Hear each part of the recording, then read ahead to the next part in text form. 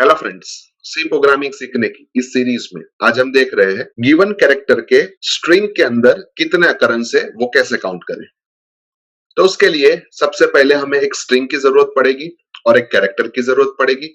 तो वो दोनों मैं यहाँ पे डिक्लेयर कर देता हूँ। लेट अस से character str20 and character c। उसके बाद मैं clr scr लिख देता हूँ ताकि हमें कोई प्रीवियस आउटपुट दिखाई ना दे, और लास्ट में मैं गेट ch लिख देता हूँ। अभी जो स्ट्रिंग और कैरेक्टर हमने ऊपर डिक्लेयर किया है वो हमें यूजर के पास से लेने हैं। तो उसके लिए मैं यहाँ पे स्कैनफ स्टेटमेंट का यूज करूंगा और उस स्कैनफ स्टेटमेंट के अंदर मैं मैसेज दूंगा percentage in the square bracket caret slash N और str, जो हमें मल्टी वर्ड स्ट्रिंग रीड करके देगा। यानी कि हम ऐसा भी बोल सकते हैं कि ये स्कैनफ स्टेटमेंट गेटस str के इक्विवेलेंट है। अभी ये स्कैनफ स्टेटमेंट के ऊपर हम एक प्रिंटफ स्टेटमेंट लिख देते हैं और उस प्रिंटफ स्टेटमेंट के अंदर हम मैसेज दे रहे हैं enter a string. Previous videos में हमने देखा था कि स्कैनफ स्टेटमेंट हमेशा बफर में से वैल्यू रीड करता है। यानी कि एक बार स्कैनफ स्टेटमेंट का यूज कर ले, फिर हम फ्लश ऑल कमांड का यूज करेंगे ताकि हमारे जो भी बफर है वो क्लियर हो जाए। और फिर से एक बार प्रिंटफ स्टेटमेंट लिखेंगे जिसके अंदर हम लिखेंगे एंटर अ कैरेक्टर, और उसके लिए एक स्कैनफ स्टेटमेंट लिखेंगे जिस स्कैनफ स्टेटमेंट के अंदर हम लिखेंगे परसेंटेज c और एड्रेस ऑफ c।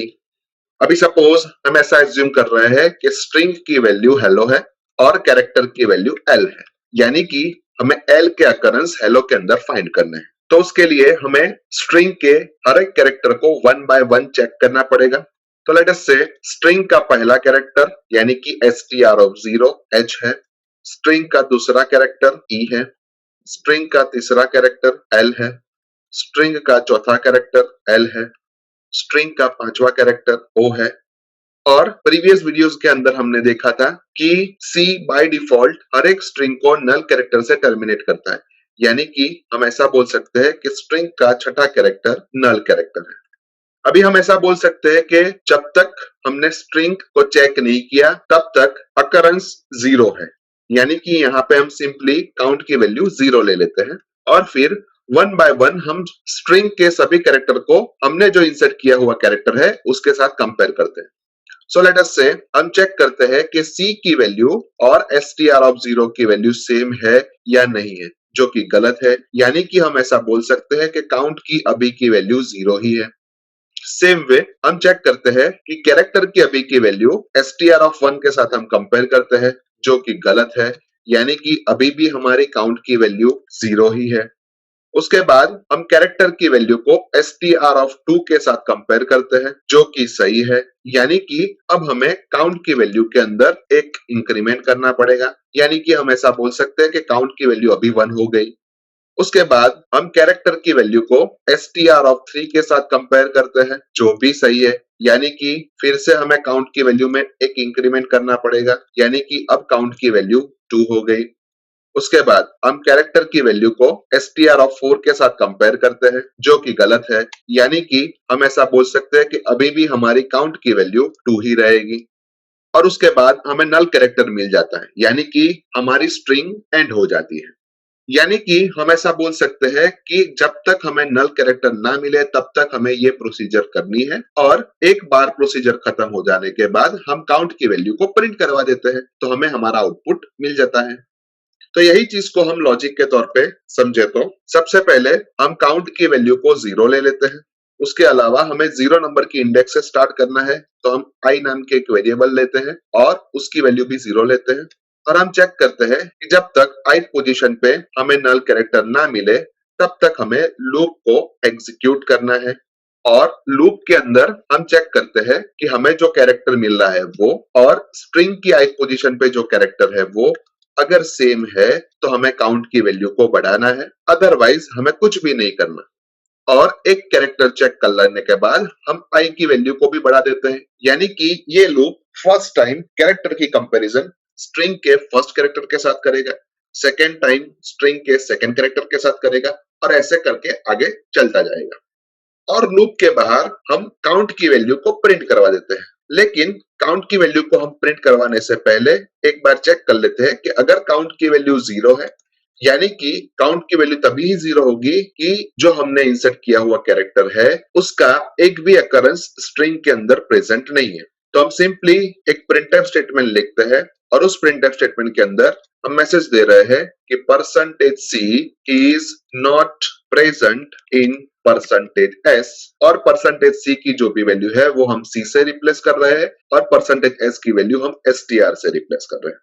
और अगर काउंट की वैल्यू 0 नहीं है यानी कि हमारा जो भी नंबर है वो प्रेजेंट है, तो हम सिंपली एक प्रिंटफ स्टेटमेंट लिखते हैं और उस प्रिंटफ स्टेटमेंट के अंदर हम लिखते हैं कि percentage C is present percentage D times in percentage S, और फर्स्ट परसेंटेज सी की वैल्यू हम सी से रिप्लेस कर रहे हैं, परसेंटेज डी की वैल्यू हम काउंट से रिप्लेस कर रहे हैं और परसेंटेज एस की वैल्यू हम एसटीआर से रिप्लेस कर रहे हैं।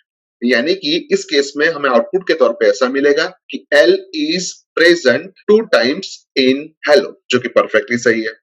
अभी लूप के अंदर हमने i और काउंट नाम के दो वेरिएबल का यूज किया है, लेकिन उसको हमने ऊपर डिक्लेयर नहीं किया। तो सबसे पहले हम दोनों वेरिएबल को ऊपर डिक्लेयर कर देते हैं, let us say integer i as well as count, और फिर प्रोग्राम को सेव कर देते हैं। उसके बाद प्रोग्राम को कंपाइल कर लेते हैं। कंपाइलेशन में कोई भी एरर नहीं आई तो प्रोग्राम को रन करके देख लेते हैं।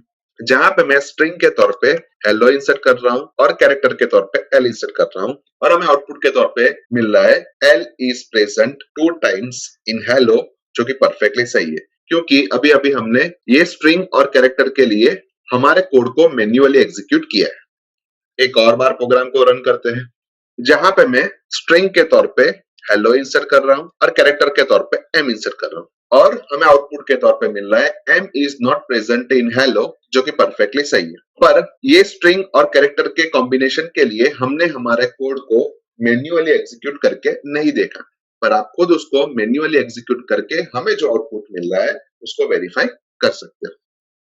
यानी कि हम ऐसा बोल सकते हैं कि इस प्रोग्राम के थ्रू हम 20 कैरेक्टर तक की किसी भी स्ट्रिंग के अंदर कैरेक्टर के अकरेंस को फाइंड कर सकते हैं, और अगर 20 कैरेक्टर से ज्यादा कैरेक्टर की स्ट्रिंग के अंदर हमें कैरेक्टर के अकरेंस को फाइंड करना है तो हमें डिक्लेरेशन के अंदर चेंज करना पड़ेगा।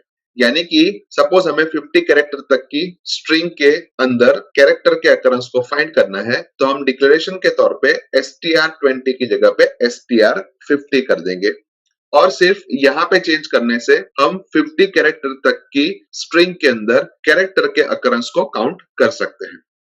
सो आई होप कि आपको इस प्रोग्राम के अंदर अच्छी तरीके से समझ आ चुकी होगी। आज के वीडियो में बस इतना ही, नेक्स्ट वीडियो में फिर से मिलेंगे। Thank you very much.